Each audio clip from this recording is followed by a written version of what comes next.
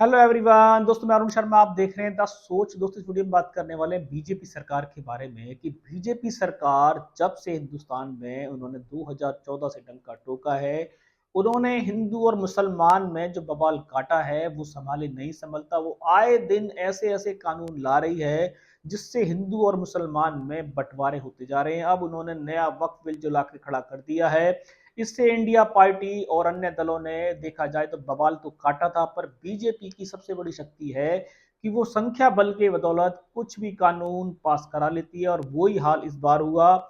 India party, Rahul Gandhi, अन्य नेताओं ने जिक की कोशिश की कि इस कानून को रोका जाए, पर वो इस बार भी फेल नजर आए। दोस्तों अगर आप चैनल पहली बार हैं, जुड़ सकते हैं सारी वीडियो को देखने के लिए। बात करते हैं बीजेपी एनडीए सरकार के बारे में कि वो देश की प्रगति के लिए कानूनों पे काम करें तो शायद अच्छा रहेगा, पर बीजेपी सरकार है वो हिंदू का कार्ड बनाने के लिए कोई मौका नहीं छोड़ती।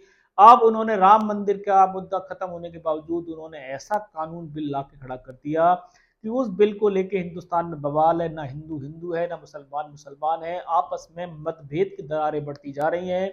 इंडिया पार्टी हो, राहुल गांधी हो, अखिलेश यादव हो, उद्धव ठाकरे हो, संजय राउत हो, सब ने इस बिल के खिलाफ संसद में ताल ठोकी, पर किसी भी सूरत में इंडिया पार्टी और अन्य नेता का पक्ष कमजोर होने के नाते बीजेपी संख्या बल पे इस कानून को तो पास करा गई। पर इस कानून का असली मकसद क्या है? बीजेपी जब तक हिंदू कार्ड नहीं खेलती, वो बार बार हिंदू कार्ड इसलिए खेलती है कि उनकी जो वोट सेना है, जिस तरीके का वो वोट पे निर्माण करती है, वो वोट उनका जगह रहे। बार बार हिंदू मुसलमानों में मतभेद डाल देना, ऐसे कानून ला देना, इससे देश की जनता भ्रमित है। कभी वो संशोधन के नाम पे कभी कुछ नया कानून ले आते हैं। पहले किसानों के काले कानून लेके आए, जिसके चलते उन्होंने पहले तो गलती नहीं मानी, फिर नरेंद्र मोदी जी ने ही खुद गलती मानी, जिसके चलते अगर वोट बैंक उनका बीच में आ जाता है तो शायद ऐसे कानूनों को नहीं लाते। अब उनको लग रहा है कि जनता में दोबारा से हिंदू कार्ड चलते रहना चाहिए, तो उन्होंने जो कानून लाया है, इस कानून से ना तो जनता खुश है, ना अन्य पार्टियां हैं, पर अन्य विपक्ष का काम तो हर काम को रोक लगाना है।